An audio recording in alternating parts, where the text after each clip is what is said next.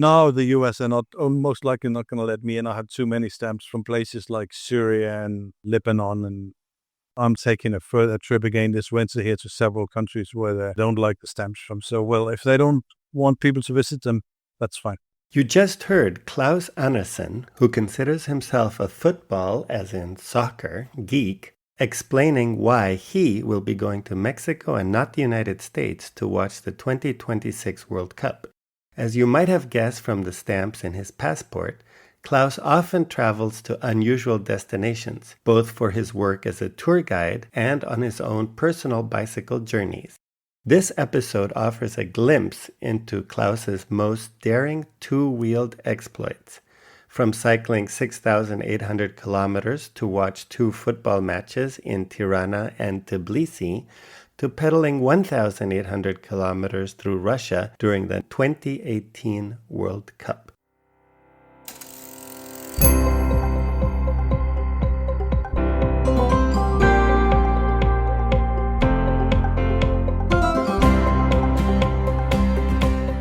You're listening to The Accidental Bicycle Tourist. In this podcast, you'll meet people from all walks of life and learn about their most memorable bike touring experiences. This is your host, Gabriel Aldaz. Hello, cycle touring enthusiasts. Welcome to another episode of the Accidental Bicycle Tourist podcast. We begin today's episode in a city that is near and dear to me, Copenhagen, Denmark. But before we begin, I would like to give a quick shout out to everyone who has already voted for your favorite episodes last season, and remind everybody else that you have until November 5th, 2025 to cast your vote. The link to the Google form is on the Accidental Bicycle Tourist website, on the Instagram bio, and in the show notes. Every vote counts. Now, back to wonderful Copenhagen. In the center of the Danish capital is the Café Globen, a cozy place that offers more than 30 special beers and regularly hosts fascinating talks about travels to exotic destinations. Not surprisingly, Café Globen is the home of an organization called the DBK. Today, we sit down with Claus Andersen, the biking Viking, who just happens to be at Café Globen. Besides being a long-time member of the DBK, Claus is an experienced bicycle traveler, a freelance tour leader, and he considers himself a citizen of the world. Claus, thank you so much for being a guest on the Accidental Bicycle Tourist podcast. Oh, thank you. So, first of all, what do the initials DBK stand for? Well, it's Danish stands for De Bereistes Club, which means sort of, if you translate directly, the very traveled people's club, because it is a club where you can only be a member if you've traveled to as many countries as you're years old. So in my case, I'm 56. I have to be to at least 56 countries in order to be a member. Oh, so that means you can get kicked out of the club. Yes, if you don't keep one new country every year, or you get kicked out. And does that happen? Yes, absolutely. There's a few people being booted every year. Incredible that people get kicked out. How long then have you been a member of the DBK? Well, I've been a member now for 28 years, since 1997. Nice. I've been on the Café Globen mailing list for many years, and so I actually went back and did a search to see what talks you might have given, and I was able to find 2 talks. Oh. And you've probably given more. Yes, well, I've given at least 40. 40? Yeah, I think so, yeah. The cafe has existed for 21 years. I would say I give, on average, 4 or 5 talks a year. Oh, wow. I was looking back through my email and to the different emails I've gotten from Café Globen, but maybe I've deleted a bunch of them. So in 2013, you walked the Portuguese Camino from Porto to Santiago de Compostela. Now that was walking, and this is a bicycle touring podcast. So we're going to start off talking about this one. In 2018, you cycled 1,800 kilometers through Russia during the World Cup that was held there. The thing was, I've cycled to a few football games around the world. I've cycled to Tirana in Albania. I've cycled to Tbilisi in Georgia to see Denmark play football. Also cycled around Brazil both during the World Cup and during the Olympics. But then the World Cup was in Russia, and I initially thought that this is going to be very difficult to cycle around there. But then what happened was actually just a few weeks before the World Cup, they opened up completely for tourism to Russia. And they said, like, if you have a fan ID, which you get if you buy a couple of tickets for games, then you can travel freely in Russia. Wow. And I thought, well, basically, this is first time since the revolution in 1917 that they've actually opened up Russia for travel this way. So I thought, okay, I'll grab the chance. So what I did was I bought a plane ticket to Moscow, went into a bicycle shop in Moscow and bought a mountain bike. And then I took the mountain bike out of Moscow and cycled 1,800 kilometers around Russia. So I centered it around a couple of football games because this was sort of my entry. But I also tested to see, could I actually travel to all these places in between? There was no problem at all. It was very interesting. And I've cycled to a lot of countries around the world. It's definitely one of the more challenging ones because of the language. And also, I mean, there's long distances in Russia. Oh, for sure. But it was very interesting. I would say I wouldn't recommend it as a first thing to do if you're going to go tour cycling. For an experienced tour cyclist, it's really an interesting challenge. Let's see, Denmark qualified for that World Cup and you had tickets to watch Denmark. And so in which cities did Denmark play that you went to see them? First, they went to play in a city called Saransk, which is 700 kilometers southeast of Moscow. No one has ever heard of Saransk before. Totally unknown city, quite industrial city. But the thing is, the local governor, he's very pro-Putin. They awarded that surprisingly to this unknown city as well for long-standing support to the regime. So I thought, okay, that's fine. It was a very doable bike tour. Getting out of Moscow was a little tricky because of the many freeways. I took a little suburban train a little bit south of Moscow, probably about like 25 kilometers south of Moscow. And then I started cycling. It was one city called Ryazan, for instance, where I cycled through. Then I came up to Saransk, which was sort of in the middle of the prairies. It was actually very cold when I cycled there. I cycled in early June, and I had expected nice summer weather. But then a cold wind came from Siberia, and I had 4 or 5 degrees Celsius and no winter clothes for the first few days. Oh. From Moscow to Saransk, I literally only met one person who could speak English. And that was a motorbike guy from Moscow on his way to a town called Penza, which I also stopped at. Even the Russians, they were very aware of Google Translate. So we Google translated our way whenever I had to look for accommodation and food. I also was backed up the whole trip by a friend of mine, a Belarus girl living in Moscow. She used to live in Copenhagen some years ago. I was online with her every day and she helped me doing some translation. So I had my own little online interpreter helping me out as well during the trip, which was good, for instance, because at one point I forgot my inner tubes in a hotel room. So I had to get new inner tubes, and she found a place for me where I could get the right size. The whole time we've done the podcast, we've never had a long distance supported bicycle tourist. Usually the support is on the ground with somebody driving a vehicle or something, but you had a long distance supporter. That's so funny. That's really cool. And so yeah, she was following me every day. I sent her like my little intended itinerary for a day, saying today I'm probably going to cycle to this place. Then by the time I arrived to that town, she would have left little notices saying, oh, be aware in this town, if you need to find spare parts, there's a place. Often there's not bicycle shops in rural Russia, but often they'll have like container sales. They'll have an area in town which has like containers where they maybe sell bicycle parts or furniture or whatever out of these containers. So sometimes she would direct me to these container sales if I needed them. And she would check out whether there was accommodation in town. For instance, in one place, she noticed right away that the hotel I was expecting to stay at had closed down. But then she wrote to me and said, by the way, I can see that there's a large car mechanic in town and they usually have spaces to sleep because the truck drivers, they will come and stay overnight while they fix the cars. So I just drove up to like an auto repair shop and I actually stayed there the night together with all the truck drivers. How did the first game go in Saransk for the Danish national team? Well, they actually won. They beat Peru 1-0. A little bit lucky, I would say. It was interesting in the way that we were about 800 Danes going to the game and 30,000 Peruvians. So we were a little outnumbered, the Danes. Really? Yes. 30,000 Peruvians made it all the way to Saransk. If you go to the World Cup, you realize that the World Cup is big among European fans, but it's 10 times as big among Latin American fans. By far the largest numbers, even in Russia, were Latin Americans. Colombia had more than 100,000 fans going to Russia during that game, for instance. Countries like Colombia and Mexico, they actually have the biggest attendances at any World Cup, no matter where it is. Even when it's in Europe, you have more Latin Americans going.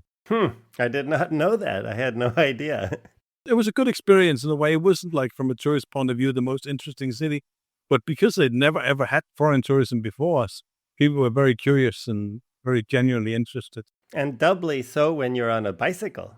Oh yeah, absolutely. I had one situation which was scary at first, and then it was actually kind of funny when I realized it wasn't dangerous. Just as I was heading in towards Saransk, maybe like 50, 60 k's before Saransk, I was driving in a very open space with no buildings or whatever, just prairie. And then suddenly, like, an old car stopped, and 4 guys jumped out of the car, and I saw they put masks on. Oh, I got really worried. yes. Then they came running towards me, and it was a theater group. What kind of masks did they put on? Did they put on some clown masks or? No, it was these anonymous masks. Anonymous? Yes, the hacker group. Oh. They'll wear these Guy Fawkes masks. Guy Fawkes was a member of a group of English Catholics who conspired to assassinate King James I of England and all the members of Parliament in 1605. They aimed to blow up the House of Lords in what became known as the Gunpowder Plot. Fawkes was tasked with guarding the explosives. However, at the last minute, the plot was discovered, and Fawkes was arrested on November 5th, 1605, and later executed. The 1982 graphic novel V for Vendetta and its 2005 film adaptation feature a protagonist known as V, who wears a stylized Guy Fawkes mask while fighting against a totalitarian regime in a dystopian United Kingdom. The Guy Fawkes mask is prominently used by the hacktivist group Anonymous, among others, and has become widely recognized as a symbol of protest and rebellion. Guy Fawkes, yeah. Okay, that is, oh my gosh, that is really a frightening experience. Yeah, it was kind of frightening first when 4 guys with masks come running towards you. I thought that at the end they were just going to start performing their theater for you on the side of the road. No, they came running with a little World Cup trophy. Oh, wow. Okay. I still have it at home. I would keep it too if I were you. Yeah. Wow, that is funny. Did you then set course for the second of Denmark's games? Well, the second game was against Australia, and that was in the town called Samara. And Samara is in southern Russia. It's near the border to Kazakhstan. And that was another few hundred kilometers, but it was doable by bike before the next game. So I biked down to Samara. Samara is actually one of the places that's known as having the most hackers in Russia. I've actually had my website hacking attempts quite often from Samara. So I was looking forward to going down there. It's a holiday town for Russians. As a European, I had no idea, but it's by the Volga River. It's an inland city with big river setting and a river beach. So it's actually a big holiday town. Lots of hotels. Actually a very pleasant town. It was also the town that was supposed to be the second capital of Russia during Stalin. There's a secret city under Samara that was built by Stalin in case that Moscow should fall. Then he could relocate to Samara. It's quite an interesting town in southern Russia, and that was hot. Then suddenly it turned into like 30 degrees Celsius every day. On the way to Samara as well, I stopped in a couple of interesting towns as well. I stopped, for instance, in Ulyanovsk, which is where the Lenin was born. There's a whole city with a total Lenin fetish and a massive Lenin museum. Yeah, that's a big deal. Yes, and right next to Ulyanovsk, there's another town called Tolyatti, and this is a big car-producing city in Russia. And Togliatti is actually the name of the former leader of the Italian Communist Party. Right. That's where they make the Ladas. The Lada, yes. The Lada factories are from Togliatti. It was only like, I think, 1 or 2 days cycling from Samara. Now, I assume there weren't 30,000 Australians for this match. No, there was about 10,000. Still 10,000. And then, again, 800 Danish people? A little bit more, maybe about 1,000 Danes, but we were totally outnumbered against Australians as well. And how did that game go? That was a draw. Horrible game by Denmark in a way, but we were a bit lucky. Okay, so far a win and a draw and a lot of luck. You then had tickets to the third game as well in the group stage? The third game was in Moscow, and I was not really interested in going back to Moscow because this was unrealistic. By bicycle, I didn't want to get back into the Moscow traffic chaos. So I skipped the third game. I was gambling on Denmark making it through to the round of 16. So I bought a ticket for that game, which would either be in Nizhny Novgorod or in Kazan. And it ended up being in Nizhny. Nizhny was actually quite a scenic city as well, very historical old city by the river. Nizhny Novgorod used to be called Gorky back in Soviet times. It was a secret city of Gorky, but now it's just an open city. I don't know how open today it is because, well, Putin has since then reversed things quite a bit in Russia. Yeah. It was an open city and it was a few hundred kilometers east of Moscow. That's where we had the round of 16. Denmark had to play Croatia. That was actually quite an easy ride from Samara because it was flat all the way. I had to go northwest from Samara. It was very prairie cycling. There weren't that many Croatians for the game either. There were 2 European names. At these games, were there Russian people attending as well to fill out the stadium? Yeah. Lots of Russians. Actually, during the Denmark-Croatia game, I sat next to a Russian guy who actually bought me beer all the time, and he had a bit of a Denmark fetish his whole life, he told me. Oh, okay. What stands out with the World Cup is that it is a gathering of football geeks from all over the world. So I've been to 4 World Cups around the world. I've been to the World Cup in Brazil, Germany, and France as well. What stands out is that you have all these football geeks from countries that didn't qualify. So you have people coming like from Bolivia and Finland and all these countries that doesn't qualify. And everybody is carrying their flags, and even if they haven't qualified. That's why I like it, because it is really not so much about supporting your team as it is just to hang out with fellow football geeks. Yeah, I've seen that on TV. At some World Cup game, there's suddenly somebody with a very random flag.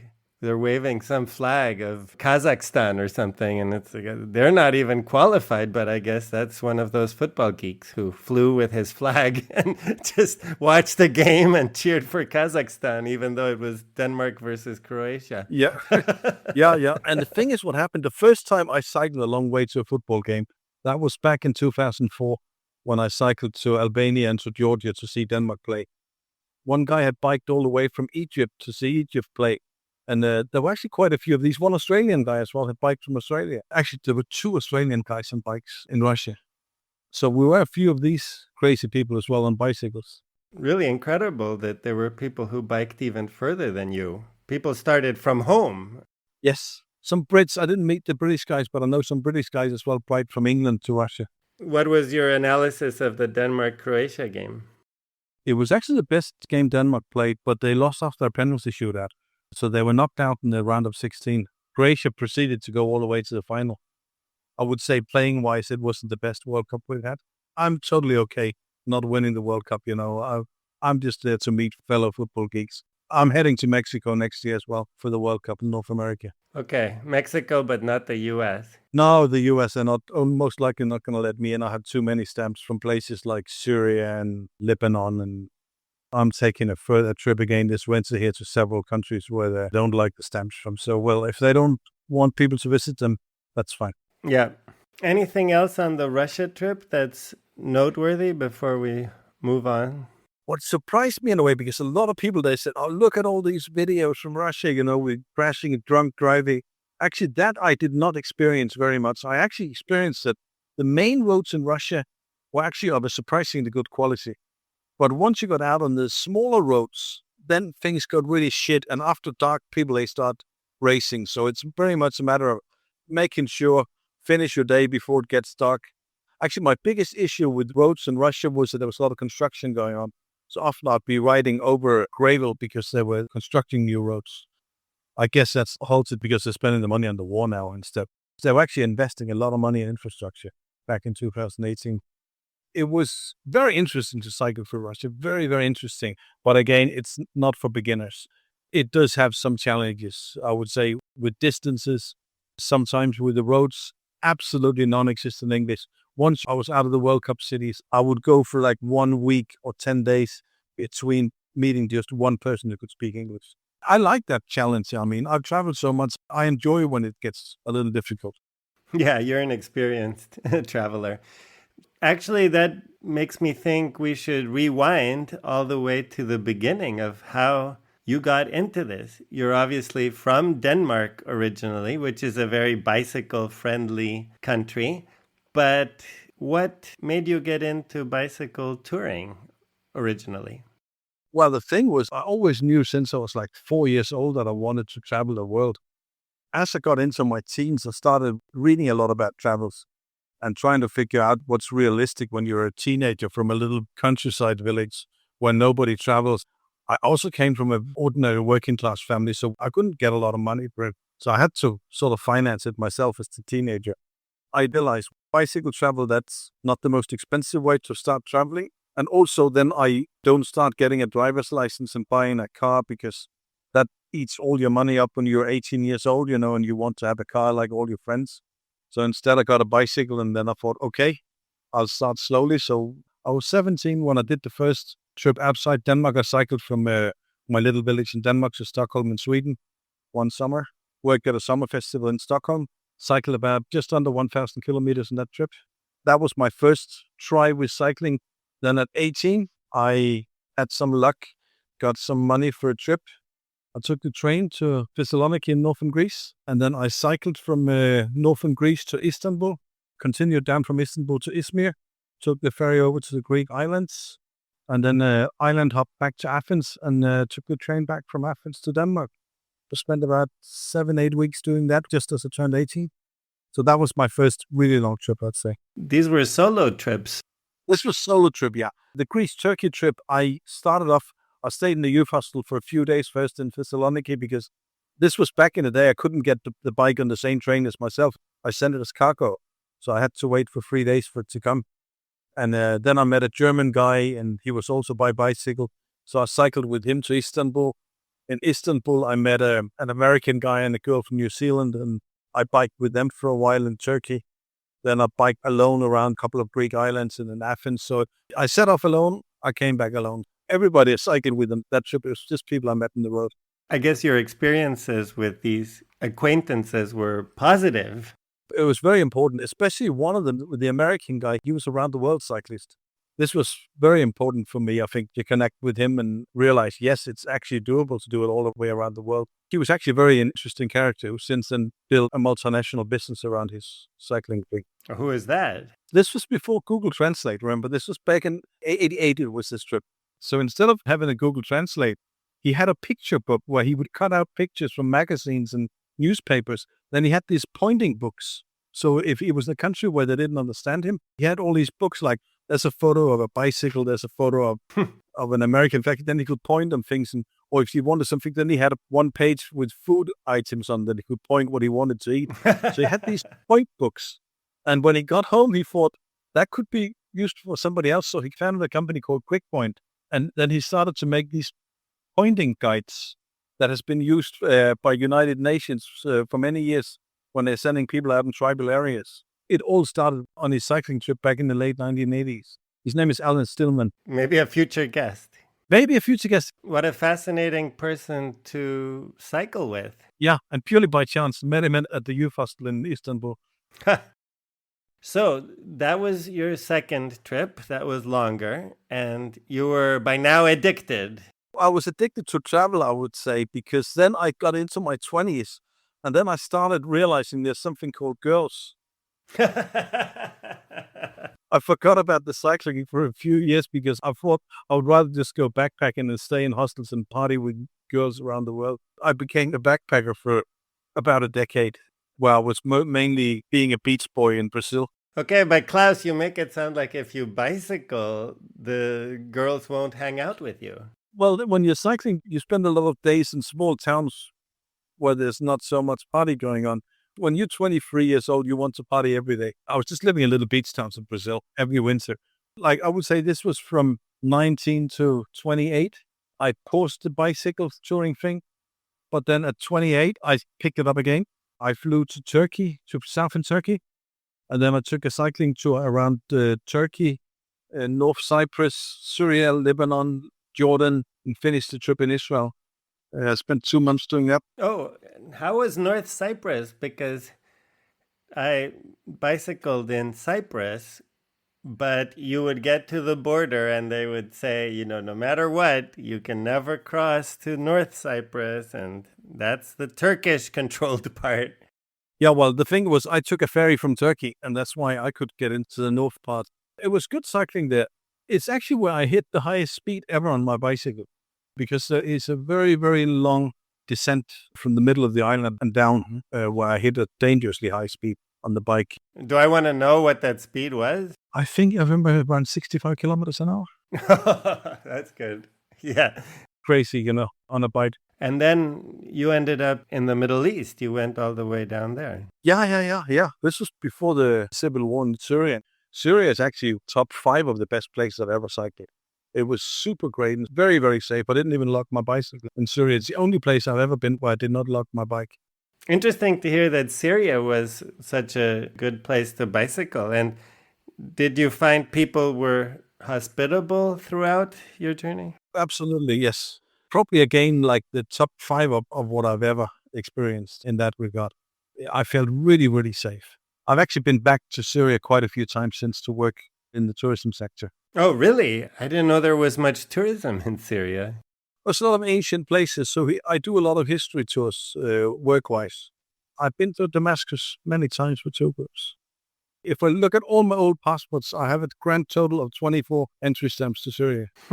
That's a lot. And then from there, biked to Lebanon, then went down to Jordan, and Jordan was really good for cycling as well. Very good to go down for the desert and the old King's Highway from Amman down to Petra. That was totally a bliss all the way. I went down to Aqaba on the Red Sea. In a previous episode called Tracking Lawrence of Arabia with Miles Spencer, we talked a little bit about Syria and Jordan and the many historic places. One thing that was interesting is Lawrence of Arabia actually went to these places at first to look at their castles. And there's a place called, I'm sure you know this, but the Crac Chevalier, the old Crusaders castle, and he was there. And then Aqaba is also where he launched his famous attack on the Turks from the land. They came via the desert from behind instead of coming by sea, which is what the Turks were expecting. So all of those things were in that episode, but you probably know all about that. Yeah. He's been to quite a few places. There's also a place called Al-Asrak where he used to live. It's a big fortress that's near the Saudi Arabian border. It's a place where not that many visitors go because it's quite out of the way. But I've taken a few tour groups there over the years. Okay, yeah. There was a mention of Lawrence's house. Yeah. From Aqaba across into Israel there, cycled up through the Negev Desert. The Negev Desert was actually quite good. There was a fair bicycle lane along the way. As I got into central Israel, the biking situation became really bad because of very heavy traffic. By the time I got to Tel Aviv, I actually joined a protest where we said we want more bicycle trails. They've actually gotten these bicycle trails now. I've seen recent footage from Israel. I can actually see that they have reacted in recent years. It's getting quite good for bicycle travel there. But back then, the problem was that too many cars on too small roads. But I can see that situation has improved in recent years as more Israelis are starting to cycle. But then I flew home from Tel Aviv on that trip. That's just a cool picture in my mind. You bike into town, there's a protest. What are they saying? More bike paths. Hell yeah, I'm joining. No, I was actually alerted a little bit in a way because on the border between Jordan and Israel, I met a group of Israelis from a kibbutz in the Negev Desert. I ended up staying with an Israeli girl for a couple of days in the kibbutz, and she was a keen biker as well and a very activist person. So I was alerted in advance, and then I joined the protest in Tel Aviv. Okay, so it wasn't spontaneous. It was only semi-spontaneous, I would say. Semi-spontaneous. You've mentioned a few times that you do this tour guides. And how did you get started with that? At what time in your travel career did you begin working as a tour guide? Well, the first I started just applied for a job just as a like a summer rent in a resort in Turkey. And I did that for a little bit. That's not that much money. It was a lot of party. So this was a slow start for it. This was 97 that I did this thing the first time. And then I did a little bit here and there. But then actually at about 2004, that it really took off. And this was actually colliding with when we started this Café Globen in Copenhagen, because we had a lot of people from the travel industry coming in there. And then people, they learned that I've been to all these countries. So they started hiring me on a freelance basis. Then suddenly I was hired as a hiking guide on the Tour de Mont Blanc. I was hired into taking people to like ancient Greece. And then one day, one lady from a company came and said, "Oh, could you take some tour groups of mine to Jordan and Syria and Laos and Cambodia?" Yes, sure. This is also one place where I went on one of my trips. When I was 31, I did a trip where I was spent 5 months going around Bangkok, Laos, Cambodia, and Vietnam on the bike. That sort of gave me some of my first tour guiding jobs, the fact that I've been out there for a few months cycling. Another trip, another set of destinations, new countries. Yes, I did this long trip, that long trip. I've cycled twice around India. I've cycled 3 times around Brazil, done 3 cycling tours in Mexico. Last year, I cycled from my hometown in Denmark to Narva in eastern Estonia. I've just cycled around Uganda this past winter. Very good place to go cycling as well. Uganda is a great cycling destination. Top 5? Yeah, I would say definitely. I was very surprised how good it was. I've always been a little worried whether sub-Saharan Africa was suitable for cycling. I was a little bit worried about distances between towns and the price of accommodation. I was kind of worried that there would only be like very expensive lodges that would cost several $100s a day, which I couldn't afford. Mm-hmm. What actually changed me is that there's a French guy, I don't know if you've heard of him, the guy who's ridden his recumbent bike from northern France to Cape Town. He's documented everything on video. And he always writes what he pays for stay every night. And then I realized, oh, he tends to pay like $20 a night. I can afford that. And then I was looking at all his videos through Africa, trying to figure out what African country is the most suitable for me to start in. And then in the end, I settled on Uganda. Seems to be a good place. Not that long distance between towns, always like affordable accommodation. I spent 1 month going around southern Uganda. It was really good, really, really positive. I definitely want to do more sub-Saharan Africa. I don't know about this French person. He's turned into a massive celebrity in Africa. Whenever he's cycling now through Africa, all the Africans are like stopping their cars and like jumping out and wanting selfies with the guy on the recumbent bike. He's turned into a complete legend. He has about 500,000 followers, and I think 450,000 of them are Africans who follow him. He's a superstar in Africa. And is this because he documented his travels and video? He's not the only person to bike in Africa. No, but he does it quite well. He's very charismatic. I have never been on TikTok, but he's big on TikTok as well. Oh, okay. He's been living on the bike now for 4 years since he started cycling it. He's on the way back to France now. He just set off. He traveled down through Eastern Africa. Now he wants to go back through West Africa. Fascinating. Another interesting character. Yeah, from a cycling perspective, he's very practical. He has a GoPro because I want to see what does the road look like when I'm cycling somewhere. That is my biggest research is actually to Google Street View when I'm trying to plan a trip. I try to figure out, do they have like a shoulder of the road? Because I don't want to share a narrow road with a lot of traffic. I don't mind a lot of traffic as long as there's a shoulder for soft traffic. Like in India, for instance. India, I love cycling in India. Even though there's 1 million cars and 10 million cows. All the cows, they mean that the traffic has to slow down. It's crazy. India is insane. But all the insanity means that traffic moves slow. They always have a big shoulder like that's 5 to 10 meters wide on each side of the road for people who are walking or people that are walking with animals. In that regard, India is great because it moves slow. I'm a very slow cyclist as well. I'm super slow. I do my 100 kilometers a day. But I would typically spend 6 hours in the saddle doing it. All right. Well, 100 kilometers is not bad. That's a normal day. In Uganda, I did significantly less, but that was also because I was worried about being stuck in the dark. It's not people that I'm worried about in Uganda. It's actually animals, because if you can't see the animals, that might be a problem, especially talking elephants. Because actually, it's not lions who eat you. Lions, they don't want humans. Everybody told me that as well in Uganda. They said, don't worry about lions. They said, but worry about elephants, because elephants do not like traffic. They're generally upset with traffic, but the cars are too big for them to attack. which means they attack two-wheel traffic. They attack scooters and bicycles. If you see a wild elephant, they said, just stop and wait for it to walk away because you don't want to get close to it. And this is a trouble at night. I remember the first time I saw an elephant ever in the wild was in Thailand when I did the cycling trip there and back in 2001. I was actually parking my bike and I thought I parked it up against a lamppost. And I was busy parking it up against an elephant because it was just standing there. It was a work elephant, like a Thai work elephant. Okay, but this is either the thinnest elephant in history or you have a very odd idea of what a lamppost looks like. Yeah, well, I didn't. It was dark. I just started to put my bike up against and I looked up and realized it's a freaking elephant that I'm putting my bike up against. Okay. It was pitch dark. Yeah. This was in northeast Thailand, in Udon Thani, where they use a lot of elephants for work. Well, in the previous episode, Tour de Freak with Henry Gold, he was actually charged by an elephant in India and is very lucky to be alive. I worked as a cycling guide in the past in Sri Lanka as well. Sri Lanka has a lot of elephants. I always had to tell my clients, don't stop when we meet elephants because we'd meet them sometimes, especially next to a garbage dump because they would go and forage in the garbage dumps. And if we stopped there, they would take it as if we were trying to get their food.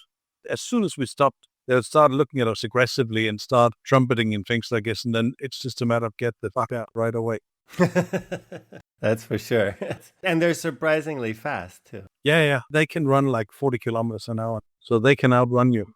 And that's something a lot of people don't realize. Yeah. Because they always think, oh, elephants, they're big, they're heavy, they're walking around, but they are really fast. If they get angry, you have to really worry because they tend to throw things up in the air and then they step on them. They stomp you. Right. Well, that's what it was. I mean, Henry got thrown up in the air. Yep. He got grabbed by the elephant's trunk, thrown up in the air, and stomped. The helmet was the one that cracked and not his head. And of course, he had lots of injuries and it took him a year to recover. Wow. We don't want to go through every single one of your tours because I think that's many, but I'm very interested in your concept of the top 5. I feel like these two countries we've identified, Syria and Uganda, they're so interesting to be top 5. I really want to ask, what are the other top 5 countries? I have to say, I really enjoy cycling in India. I would say the Indian West Coast, that is something that's overlooked. There are a few people cycling it, but it is very few. When I cycled the West Coast of India last year without meeting a single non-Indian tour cyclist. I've come across people online who's done it, but it's such a great trip. It's totally on par with doing Vietnam north to south, for instance, which a lot of people do. I cycled from Mumbai to Kerala. It's really a good trip and it's very doable. And there's budget hotels all along the way because it's full of Indian middle-class tourism. So you have little like budget guest houses all the way. It can be done without camping as well. If people don't want to camp in the tropics or you can camp and you go down past Goa to Kerala, the Indian West Coast is really, really good. What's the best time of year to do it? I did it in December, January. That was very good. The temperatures are milder at that time. In that part of the world, you want to avoid the monsoon. You want to avoid too much rain. Yeah, definitely. And the monsoon, if I remember right, falls from May to September, I think, in India. Did you go right along the coast or did you venture into some of the national parks that were a bit inland? I was aiming at the coast all the time. Sometimes the road takes you inland as well. And then a lot of river crossings with small boats and ferries along the way. That sounds fascinating. This is something you could do as your first trip outside of Europe, I would say, quite easily. It's not more difficult than biking around Vietnam or Thailand. Okay, so we have Syria, Uganda, India. What else? What else would I pick? All Southeast Asia is generally quite good, I think. It depends a little how you want, because a place like Laos is very doable as well. It's very rural. There's limited accommodation. But if you really want to get away from the big cities, then Laos is great. But then again, I would say places like Vietnam and Malaysia, I personally think they're really good, but you have a lot more people. I would say maybe another really good country for cycling is Sri Lanka. Should we put some European context into it? Sure, yeah. Then I would say like Estonia, for instance, is really good. Like outside of Tallinn, it's a country with a lot of bicycle roads, a lot of rural areas, with a lot of forests if you want to go camping. I was in Estonia last summer. It's very, very doable, especially the eastern Estonia.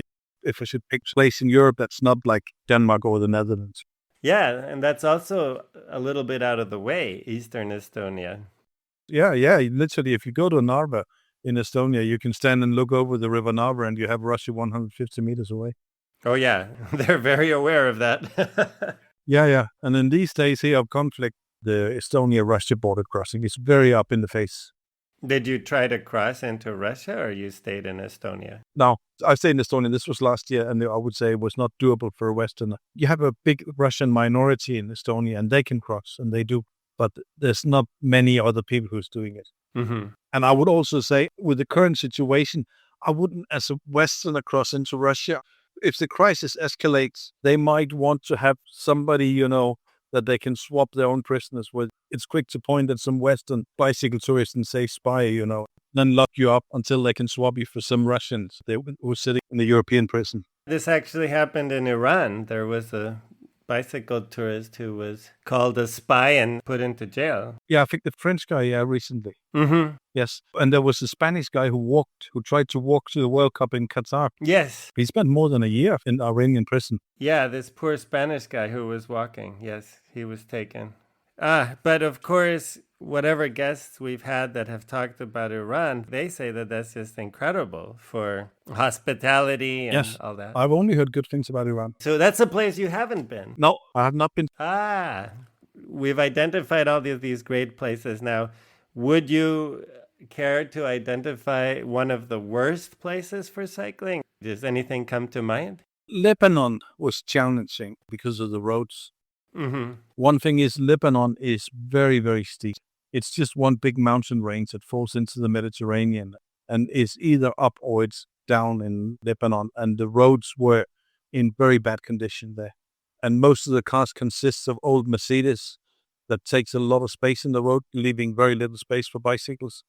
So while Syria was super, super easy to cycle, Lebanon was quite a big challenge. But not for safety reasons, I would say, other than the risk of being hit by a car. It's not the people. I actually found Lebanon to be super friendly. If I did Lebanon as one cycling trip alone, I'll probably come back thinking that was pretty damn hard and it wasn't really that suitable for cycling. Okay, good. We've covered those.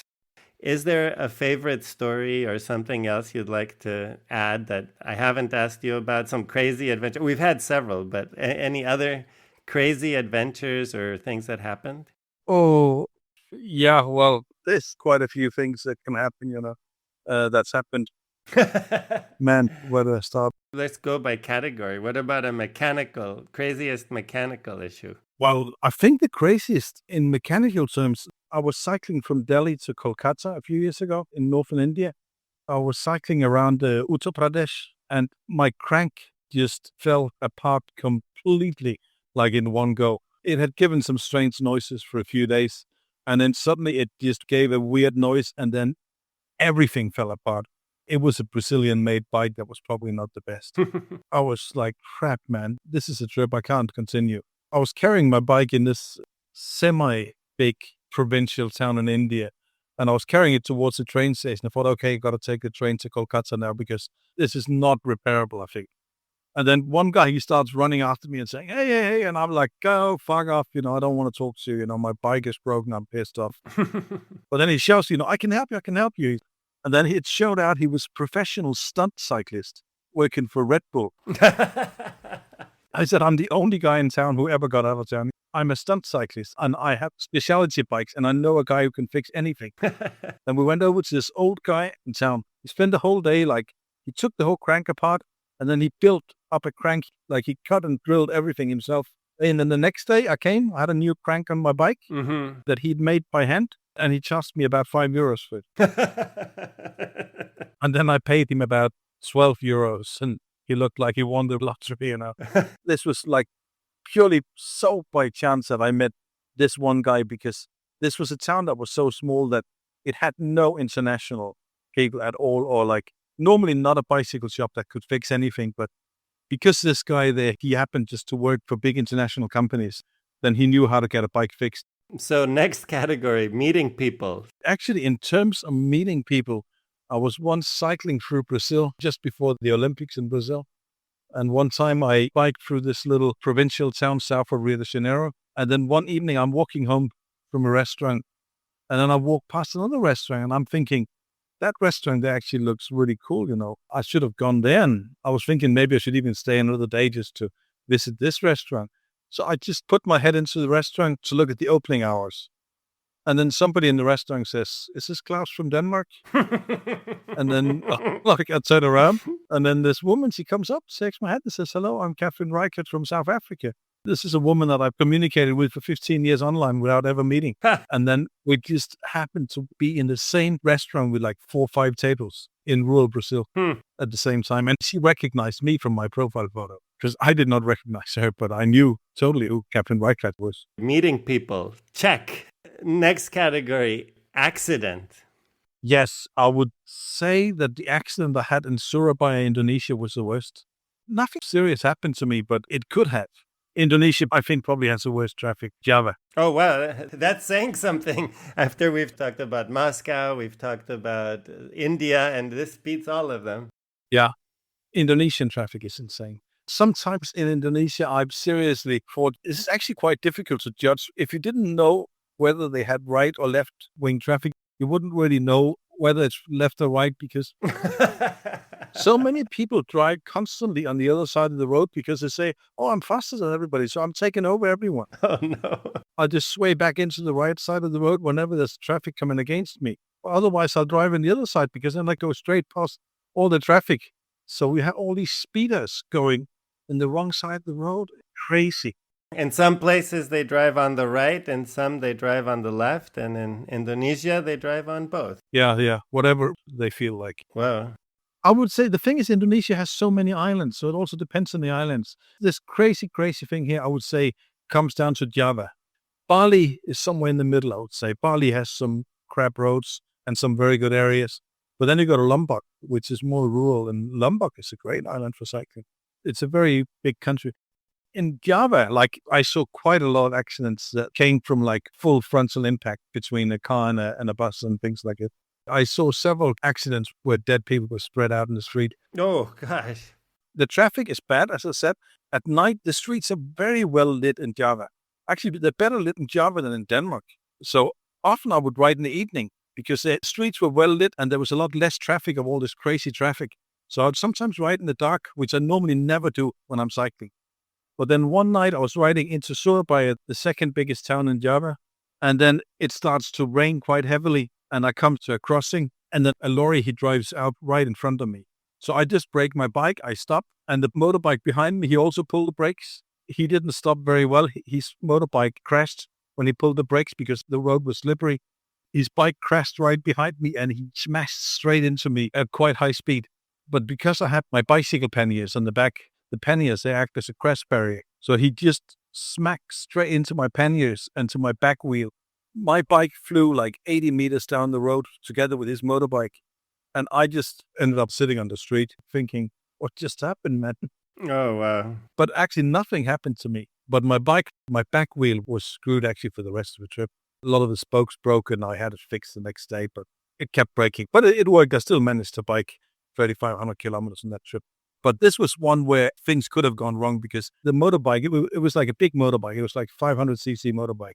It crashed into my pannier. Had it crashed into my body, it would have been a different matter. Right. Definitely. You would have been hospitalized. Yeah, absolutely. It would have broke my back most likely. So you were lucky that you were unharmed. Yeah, for sure. This is one of these situations where you sometimes are lucky. Final category, illness. Actually, this is something where I have been very fortunate. No, I have an illness, man. It was short-lived, but it was so bloody painful. I was in the Philippines, and one day I was biking across an island called Aklan. I just misjudged everything. It was super hot. I was passing a couple of villages where I thought I could buy some food, but there was not really any food to buy. What surprised me the most about the Philippines is that the food supply in the countryside is very limited because people are super poor and they sell all the produce as soon as they can. So often they have very little proper food for themselves. And this was a problem. So I was starved. I didn't have enough to drink. And then I come to this ferry port and I take a ferry to another island and it starts raining on the ferry and I get a little cold. And then I get to the next island and then I go and lie on my bed. And then suddenly I thought, screw this, man. My kidney just stopped working. I'd never had kidney pain in my life, but I had no doubt this is my right kidney. And there's something very, very wrong right now. It was literally in 10 seconds. I had so much pain in my kidney. I've never experienced anything worse. And I thought, shit, man, that I had kidney failure now. I was just lying there, barely able to move. This is so bad. I thought I'm dying now. So I actually opened my computer to send my brother a quick message where I was, where I could be found. Oh, gosh. And then as my computer opens, I start thinking, maybe I should Google kidney pain first. I Googled kidney pain. It suggested kidney stones. It said just drink, you know. I had like one of these 1.5 liter bottles of water next to me. And I drank the whole thing and I had so much pain. I was like literally, I needed to pee all the time, but I couldn't. There was nothing coming out. And I was just lying in the bathroom, clutching the toilet for about 20 minutes. But it was like a surreal thing, you know. I was like in a zombie state because I was in so much pain. And I was just drinking and just trying to survive. And then suddenly after 20 minutes, it started to go away. And I'm thinking, yeah, I guess it was a kidney stone, maybe. And then I sort of walked out of the hotel and then there was a little beach and then there was a bar and I thought, okay, I think I can have a burger. So I had a beer and a burger. Within a minute, it hit me like with so much pain, like I have never in my life had more pain. But then it went pretty quick again. And I basically guess I peed out the kidney stone without noticing it. Because it is when a kidney stone is passing that you get this insane pain. And it's apparently the worst pain you can experience as a man. It's supposed to be like similar to a woman giving birth.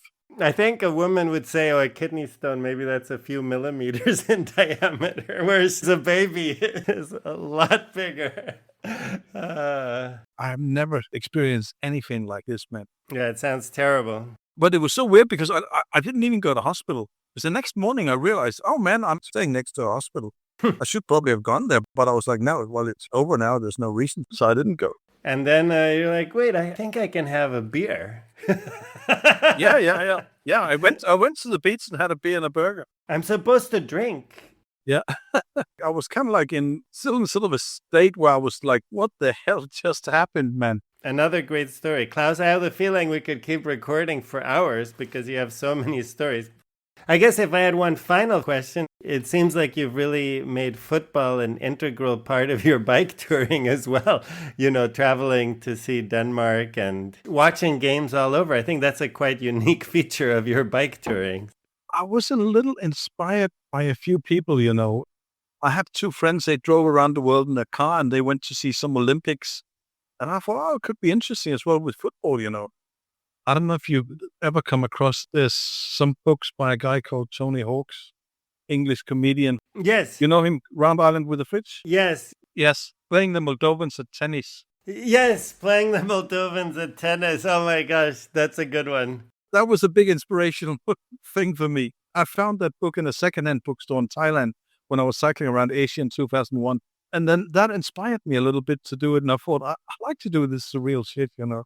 It was kind of that partly inspired me, I would say, to do something as fucking silly as cycle 6,800 kilometers to see 2 football games in Tbilisi and Tirana. Well, I just love it. I think that's really great. And it seems like it's something you've kept up, you know, throughout your life. You see if there's a football game somewhere you can watch. Yeah, I just need to have the time for it, to take time off from work. It used to be easier for me because I used to work predominantly during the summer. Before I started tour guiding, I was a hotel receptionist in Copenhagen. But now when I do the tour guiding, that's mainly in spring and fall. So it has to be something during summer or during December, January. And then another thing is, did you say that you were one of the people who started the Café Globen? Yes. I was among the founders. Really? Wow. Yeah, I actually had the first shift behind the bar ever back in 2004. I lived in Copenhagen from 2007 until 2011. It would have been right around then, 2007, that I heard about Café Globen and started visiting, and I gave a talk there once. So you actually gave a talk as well? Yeah, I gave a talk. It's interesting. Those were the early days of Café Globen. I'm sure we've been in the cafe at the same time at some point, because during that period, I was one of the people who were a lot in the cafe. That is incredible. The thing was, the first couple of years we ran the cafe, we had a lot of problems getting started. This was really difficult times with a lot of things. But then we had a very energetic crowd coming in, and we were there all the time, while me and 3-4 other people. How has the cafe evolved now in all of these years? You said it started in 2004. What's the latest offering at the cafe? Oh, well, I think right now it's very vibrant. We have one person volunteering at the cafe who has contacts everywhere. So we have actually, in terms of talks, we never had more. We have multitudes of talks right now. Then we have a lot of dance groups as well. We have some groups who come here on Friday, and it's different dance groups. So like one Friday, we'll have a group dancing Brazilian forró. Next Friday, it'll be Dominican bachata. Oh, that's something for my wife, bachata. Yeah. I saw the website. Yeah, it's busy. Well, we had a Danish couple here recently as well who cycled from North Cape in Norway to Cape Town in South Africa. We actually have a lot of cycling people here at the moment. Whenever I give a talk about my tour cycling, the cafe is full, always. If you find yourself in Copenhagen, be sure to check out Café Globen to listen to an interesting talk, dance some bachata, or just have a beer. Who knows? Perhaps you might find Claus working behind the bar, just like in the good old days. And remember Alan Stillman, the American long-distance cyclist that Claus met at a youth hostel in Istanbul in 1988? He was developing the concept for Quick Point then, and still runs the company today. You can hear an interview with Alan Stillman next time on the show.